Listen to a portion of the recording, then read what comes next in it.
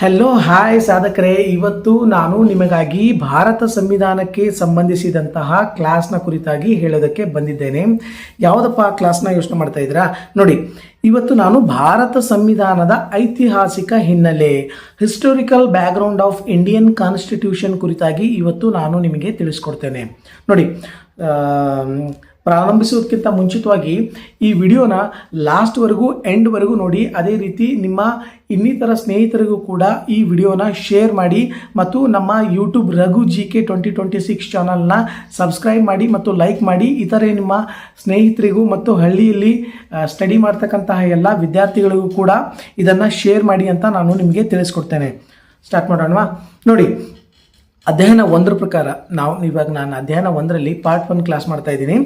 ಭಾರತ ಸಂವಿಧಾನದ ಐತಿಹಾಸಿಕ ಹಿನ್ನೆಲೆ, historical background of Indian constitution ಕುರಿತಾಗಿ ಇವತ್ತು ನಾನು ತಿಳಿಸ್ಕೊಡ್ತೇನೆ. ನೋಡಿ, ಇದರ ಹಿನ್ನೆಲೆಯನ್ನು ನೋಡ್ತಾ ಹೋದರೆ, ಬ್ರಿಟಿಷರ ಆಗಮನ ಮತ್ತು ಈಸ್ಟ್ ಇಂಡಿಯಾ ಕಂಪನಿ. ಏನು ಹೇಳಿ? ಬ್ರಿಟಿಷರ ಆಗಮನ ಮತ್ತು ಈಸ್ಟ್ ಇಂಡಿಯಾ ಕಂಪನಿ 1600ರಲ್ಲಿ ಬ್ರಿಟಿಷ್ ಈಸ್ಟ್ ಇಂಡಿಯಾ ಕಂಪನಿಯ ರಾಣಿ ಎಲಿಜಬೆತ್ 1ರಿಂದ ಭಾರತದಲ್ಲಿ ವ್ಯಾಪಾರ ಮಾಡುವುದಕ್ಕೋಸ್ಕರ ವಿಶೇಷವಾಗಿರ್ತಕ್ಕಂತಹ ಹಕ್ಕನ್ನು ಪಡಿತಾರೆ. ಯಾರು? ಈಸ್ಟ್ ಇಂಡಿಯಾ ಕಂಪನಿಯವರು. ಅದಾದ ನಂತರ 1608ರಲ್ಲಿ ಬ್ರಿಟಿಷರು ವ್ಯಾಪಾರಿಗಳಾಗಿ ಭಾರತಕ್ಕೆ ಬರ್ತಾರೆ. ಬ್ರಿಟಿಷರು ವ್ಯಾಪಾರಿಗಳಾಗಿ ಭಾರತಕ್ಕೆ ಬರ್ತಾರೆ. ಯಾವಾಗ? 1600ರಲ್ಲಿ ಎಲಿಜಬೆತ್ 1 ರಾಣಿಯಿಂದ ಅನುಮತಿಯನ್ನು ಪಡೆದುಕೊಂಡು 1608ರಲ್ಲಿ ಬ್ರಿಟಿಷರು ವ್ಯಾಪಾರಿಗಳಾಗಿ ಭಾರತಕ್ಕೆ ಬರ್ತಾರೆ. ಅದಾದ ನಂತರ 1765ರಲ್ಲಿ ಬಂಗಾಳ, ಬಿಹಾರ ಮತ್ತು ಒರಿಸ್ಸಾ ರಾಜ್ಯದ ದಿವಾನಿ ಹಕ್ಕನ್ನು ಕಂಪನಿಯು ಪಡೆದುಕೊಳ್ಳುತ್ತದೆ. ಈಸ್ಟ್ ಇಂಡಿಯಾ ಕಂಪನಿ ಏನು ಮಾಡುತ್ತೆ? ಬಂಗಾಳ, ಬಿಹಾರ, ಒರಿಸ್ಸಾ ರಾಜ್ಯಗಳದ ದಿವಾನಿ ಹಕ್ಕನ್ನು ಪಡೆದುಕೊಳ್ಳುತ್ತದೆ. ಮುಖ್ಯವಾಗಿ ದಿವಾನಿ ಹಕ್ಕಪ್ಪ ಅಂತಂದರೆ ಏನು ಅಂದರೆ, ಕಂದಾಯ ಮತ್ತು ನಾಗರಿಕ ನ್ಯಾಯದ ಮೇಲಿನ ಹಕ್ಕುಗಳಿಗೆ ನಾವು ದಿವಾನಿ ಹಕ್ಕು ಅಂಥೇಳಿ ಕರಿತೀವಿ. ಯಾವ್ದು ಹೇಳಿ? ಕಂದಾಯ ಮತ್ತು ನಾಗರಿಕ ನ್ಯಾಯದ ಮೇಲಿರ್ತಕ್ಕಂಥ ಹಕ್ಕುಗಳಿಗೆ ನಾವು ದಿವಾನಿ ಹಕ್ಕು ಅಂತೇಳಿ ಕರಿತೀವಿ. ಇದನ್ನು ಈ ಕಂಪನಿಯು ಪಡೆಯುತ್ತದೆ. ಇದರಿಂದಾಗಿ ಕಂಪನಿಯು ಪ್ರಾದೇಶಿಕ ಶಕ್ತಿಯಾಗಿ ಬೆಳೆದುಕೊಳ್ಳಲು ಆರಂಭವಾಗ್ತದೆ. ಈ ಈಸ್ಟ್ ಇಂಡಿಯಾ ಕಂಪನಿಯು ದೇಶವ್ಯಾಪ್ತಿಯಾಗಿ ವಿಸ್ತಾರವಾಗಲು ಅನುಕೂಲ ಆಗ್ತದೆ ಇದಕ್ಕೆ. ನಂತರದಲ್ಲಿ ಬ್ರಿಟಿಷ್ ಕ್ರೌನ್ನ ಆಡಳಿತ 1858ರಿಂದ 1947ರವರೆಗೆ ನೋಡ್ತಾ ಹೋದರೆ, 1858 ಸಿಪಾಯಿ ದಂಗೆಯ ಹಿನ್ನೆಲೆಯಲ್ಲಿ ಬ್ರಿಟಿಷ್ ಕಂಪನಿಯು ಆಡಳಿತ ಕೊನೆಗೊಳ್ಳುತ್ತದೆ. ಯಾವುದು? ಬ್ರಿಟಿಷ್ ಕಂಪನಿ ಆಡಳಿತ ಕೊನೆಗೊಂಡು ಆಡಳಿತವು ನೇರವಾಗಿ ಬ್ರಿಟಿಷ್ ರಾಣಿಯ ವಶವಾಗ್ತದೆ. ಈ ಕಂಪನಿಯ ಆಡಳಿತ ಕೊನೆಗೊಂಡ ನಂತರ ಭಾರತದ ಆಡಳಿತವು ನೇರವಾಗಿ ಬ್ರಿಟಿಷ್ ರಾಣಿಯ ವಶವಾಗ್ತದೆ. ಅಂದರೆ ಅವ್ರ ಕೈಯಲ್ಲಿರ್ತದೆ. ಯಾವಾಗ? 1858ರಿಂದ. ಈ ಆಡಳಿತವು ಆಗಸ್ಟ್ 15, 1947ರಂದು ಭಾರತಕ್ಕೆ ಸ್ವಾತಂತ್ರ್ಯ ಸಿಗುವವರೆಗೂ ಈ ಬ್ರಿಟಿಷ್ ರಾಣಿಯ ಕೈಯಲ್ಲಿ ಈ ಆಡಳಿತವು ನಡೀತಾ ಇರುತ್ತೆ. ನಂತರ ಸಂವಿಧಾನ ರಚನೆ ಇಲ್ಲಿ ಬರುತ್ತೆ. ಸಂವಿಧಾನ ರಚನೆ 1946ರಂದು ಸಂವಿಧಾನದ ಅಗತ್ಯವಿದ್ದ ಕಾರಣ ನಮ್ಮ ಭಾರತ ದೇಶದ ಎಲ್ಲ ನಾಯಕರಿಗೆ ಅವರೊಂದು ಡಿಸೈಡ್ ಮಾಡ್ತಾರೆ. ಸಂವಿಧಾನ ಅಗತ್ಯ ಇರುವ ಕಾರಣದಿಂದಾಗಿ ಸಂವಿಧಾನ ಸಭೆಯನ್ನು ರಚನೆ ಮಾಡ್ತಾರೆ. ಯಾವಾಗ? 1946ರಲ್ಲಿ. ಜನವರಿ 26, 1950ರಂದು ಭಾರತ ಸಂವಿಧಾನವನ್ನು ಜಾರಿಗೆ ತೆಗೆದುಕೊಂಡು ಬರ್ತಾರೆ. ಅದೇ ರೀತಿ ಕಾಲಾನುಕ್ರಮದಲ್ಲಿ ಪ್ರಮುಖವಾಗಿರ್ತಕ್ಕಂಥ 2 ಹಂತಗಳು ಬರ್ತವೆ ಈ ಹಿಸ್ಟೋರಿಕಲ್ ಬ್ಯಾಕ್ಗ್ರೌಂಡ್ಗೆ. ಭಾರತ ಸಂವಿಧಾನದ ಐತಿಹಾಸಿಕ ಹಿನ್ನೆಲೆಗಳನ್ನು ನೋಡ್ತಾ ಹೋದರೆ 2 ಮೇಜರ್ ಆಗಿರ್ತಕ್ಕಂತಹ ಪ್ರಮುಖವಾಗಿರ್ತಕ್ಕಂಥ ಹಂತಗಳು ಬರ್ತವೆ.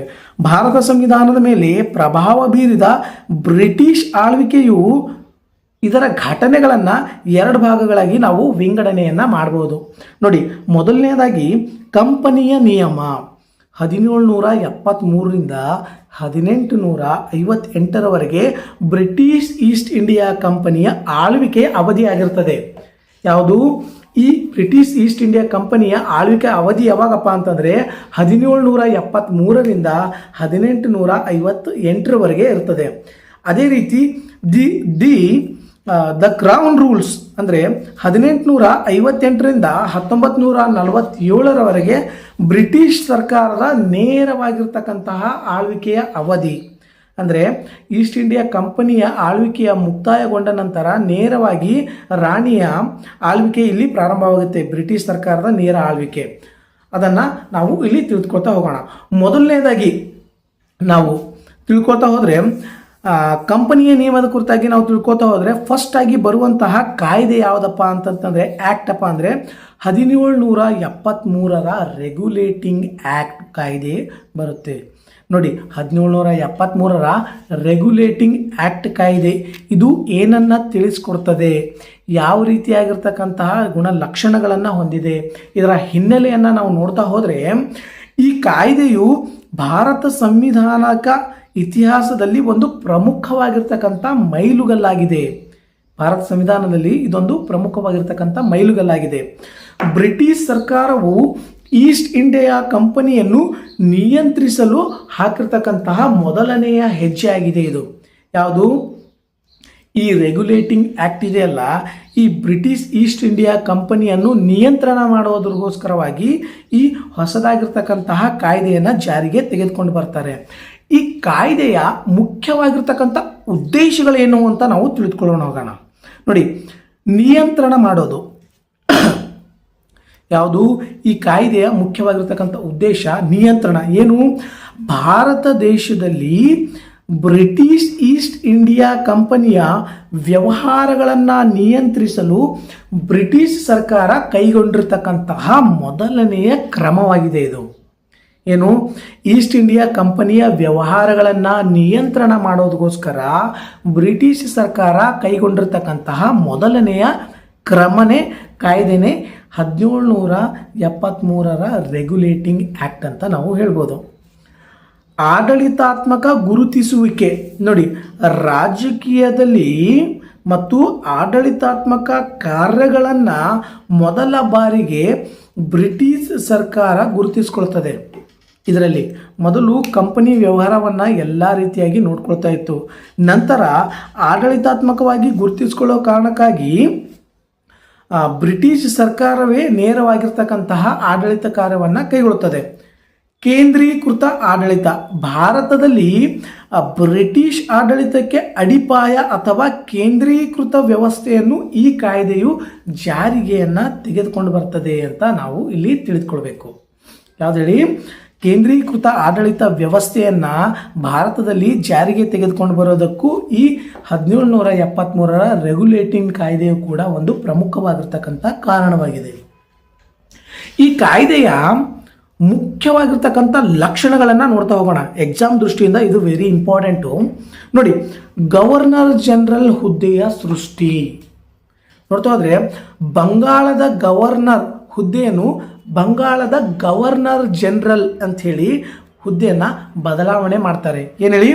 ಬಂಗಾಳದ ಗವರ್ನರ್ ಹುದ್ದೆಯನ್ನು ಬಂಗಾಳದ ಗವರ್ನರ್ ಜನರಲ್ ಅಂಥೇಳಿ ಹುದ್ದೆಯನ್ನು ಬದಲಾವಣೆ ಮಾಡ್ತಾರೆ.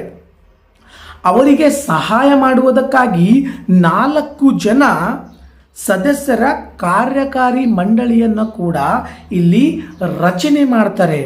ಯಾರಿಗೆ? ಈ ಗವರ್ನರ್ ಜನರಲ್ ರವರ ಆಡಳಿತ ನಿರ್ವಹಣೆಗಾಗಿ, ಅವರ ಕಾರ್ಯಕಾರಿ ಸಹಾಯ ಮಾಡೋದಕ್ಕಾಗಿ ಇವರಿಗೆ 4 ಜನ ಸದಸ್ಯರ ಕಾರ್ಯಕಾರಿ ಮಂಡಳಿಯನ್ನು ರಚನೆ ಮಾಡ್ತಾರೆ. ನೋಡಿ, ಈ ಮಂಡಳಿಯಲ್ಲಿ ಲಾರ್ಡ್ ವಾರನ್ ಹೇಸ್ಟಿಂಗ್ಸ್ ಭಾರತದ ಮೊದಲ ಗವರ್ನರ್ ಜನರಲ್ ಆಗ್ತಾರೆ. ಇದು ಎಕ್ಸಾಮಲ್ಲಿ ಬಹಳಷ್ಟು ಸಾರಿ ಕೇಳಿದ್ದಾರೆ. ಏನು ಹೇಳಿ? ಲಾರ್ಡ್ ವಾರನ್ ಹೇಸ್ಟಿಂಗ್ಸ್ ಭಾರತದ ಮೊದಲ ಗವರ್ನರ್ ಜನರಲ್. ಬಂಗಾಳದ ಮೊದಲ ಗವರ್ನರ್ ಜನರಲ್ ಯಾರಪ್ಪ ಅಂತೇಳಿ ಪ್ರಶ್ನೆ ಏನಾದರೂ ಕೇಳಿದರೆ ನೀವು ಲಾರ್ಡ್ ವಾರನ್ ಹೇಸ್ಟಿಂಗ್ಸ್ ಅಂತ ನೀವು ನೇರವಾಗಿ ಉತ್ತರಿಸ್ಬೋದು. ನೋಡಿ, ನೆಕ್ಸ್ಟ್ ಒಂದು ನೋಡ್ತಾ ಹೋದರೆ ಪ್ರಾಂತ್ಯಗಳ ವಿಲೀನ ಅಥವಾ ಸಾಮಾನ್ಯತೆಯ ಅಂತ್ಯವನ್ನು ಮಾಡ್ತಾರೆ. ನೋಡಿ, ಇದಕ್ಕೂ ಮೊದಲು ಬಾಂಬೆ, ಮದ್ರಾಸ್ ಮತ್ತು ಬಂಗಾಳ ಪ್ರಾಂತ್ಯಗಳು ಸ್ವತಂತ್ರವಾಗಿದ್ದವು. ಯಾವಾಗ? ಕಂಪನಿಯ ಆಳ್ವಿಕೆ ಇದ್ದಾಗ, ಈಸ್ಟ್ ಇಂಡಿಯಾ ಕಂಪನಿಯ ಆಳ್ವಿಕೆ ಇದ್ದಾಗ. ಆದರೆ ನೇರವಾಗಿ ಬ್ರಿಟಿಷ್ ಸರ್ಕಾರವೇ ಈ ಆಡಳಿತದಲ್ಲಿ ಇನ್ವಾಲ್ವ್ ಆದಾಗ ನೋಡಿ, ಬಾಂಬೆ, ಮದ್ರಾಸ್, ಬಂಗಾಳ ಪ್ರಾಂತ್ಯಗಳು ಸ್ವತಂತ್ರವಾಗಿದ್ವು ಮೊದಲು. ಆದರೆ ಈ ಕಾಯ್ದೆ ಜಾರಿಗೆ ತೆಗೆದುಕೊಂಡು ಬಂದ ನಂತರ ಬಾಂಬೆ ಮತ್ತು ಮದ್ರಾಸ್ ಪ್ರಾಂತ್ಯಗಳು ಗವರ್ನರ್ಗಳನ್ನು ಬಂಗಾಳದ ಗವರ್ನರ್ ಜನರಲ್ರವರ ಅಧೀನದಲ್ಲಿ ಕಾರ್ಯವನ್ನು ನಿರ್ವಹಿಸುವಂತೆ ಆದೇಶವನ್ನು ಹೊರಡಿಸ್ತದೆ. ಏನು ಹೇಳಿ, ಬಾಂಬೆ ಮತ್ತು ಮದ್ರಾಸ್ ಗವರ್ನರ್ಗಳಿದಾರಲ್ಲ, ಅವರು ಬಂಗಾಳದ ಗವರ್ನರ್ ಜನರಲ್ನಾಗಿ ಆಯ್ಕೆ ಮಾಡಿರ್ತಕ್ಕಂತಹ ವಾರನ್ ಹೆಸ್ಟಿಂಗ್ ಅವರು ಇದಾರಲ್ಲ, ಲಾರ್ಡ್ ವಾರನ್ ಹೆಸ್ಟಿಂಗ್ ಅವರು, ಅವರ ಅಧೀನದಲ್ಲಿ ಈ ಗವರ್ನರ್ಗಳು ಕಾರ್ಯವನ್ನು ನಿರ್ವಹಿಸಬೇಕಂತೇಳಿ ತಿಳಿಸ್ಕೊಡ್ತದೆ. ನೋಡಿ, 3ನೇ ಪಾಯಿಂಟು, ಸುಪ್ರೀಂ ಕೋರ್ಟ್ನ ಸ್ಥಾಪನೆ ಮಾಡ್ತದೆ. ಏನು, 1774ರಲ್ಲಿ ಕೋಲ್ಕತ್ತಾದಲ್ಲಿ ಮೊದಲ ಬಾರಿಗೆ ಸುಪ್ರೀಂ ಕೋರ್ಟನ್ನು ಸ್ಥಾಪನೆ ಮಾಡ್ತಾರೆ. ಯಾವಾಗ? 1774ರಲ್ಲಿ.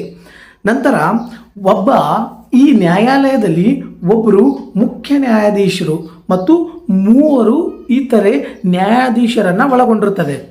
ನೋಡಿ, ಸುಪ್ರೀಂ ಕೋರ್ಟು 1774ರಲ್ಲಿ ಕಲ್ಕತ್ತಾದಲ್ಲಿ ಮೊದಲ ಬಾರಿಗೆ ಸ್ಥಾಪನೆ ಮಾಡ್ತಾರೆ. ಇದರಲ್ಲಿ ಒಬ್ಬ ಮುಖ್ಯ ನ್ಯಾಯಾಧೀಶರು ಮತ್ತು ಇತರೆ 3 ಜನ ನ್ಯಾಯಾಧೀಶರನ್ನು ಒಳಗೊಂಡಿರುತ್ತದೆ. ಅದೇ ರೀತಿ 4ನೇ ಪಾಯಿಂಟ್ನ ನೋಡ್ತಾ ಹೋದಾಗ ಗುಣಲಕ್ಷಣಗಳಲ್ಲಿ ಭ್ರಷ್ಟಾಚಾರಕ್ಕೆ ತಡೆ ಹಿಡಿಯೋದಕ್ಕೋಸ್ಕರ ಕಂಪನಿಯ ನೌಕರರು ಯಾವುದೇ ಖಾಸಗಿ ವ್ಯಾಪಾರ ಮಾಡುವುದನ್ನು ನಿಷೇಧ ಮಾಡ್ತದೆ.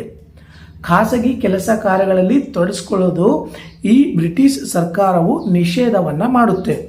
ಸ್ಥಳೀಯರಿಂದ ಉಡುಗೊರೆ ಅಥವಾ ಲಂಚ ಸ್ವೀಕರಿಸುವುದನ್ನು ಕಟ್ಟುನಿಟ್ಟಾಗಿ ನಿಷೇಧ ಮಾಡ್ತದೆ.